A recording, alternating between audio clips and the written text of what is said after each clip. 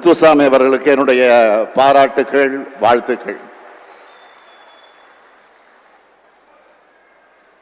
அமைச்சர் முத்துசாமி அவர்களை பொறுத்த வரைக்கும் அமைதியாக இருக்கக்கூடியவர், அடக்கமாக இருக்கக்கூடியவர்.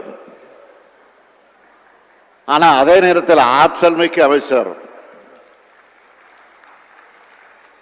அதிகம் அலட்டிக்க மாட்டார். ஆனா களத்துல சுறுசுறுப்பா வேலைகளை செய்யக்கூடியவர். அப்படி ஒரு செயல் வீரர் தான் நம்முடைய அமைச்சர் முத்துசாமி அவர்கள். இது என்ன அரசு நிகழ்ச்சியா அல்லது ஒரு பெரிய மண்டல மாநாடா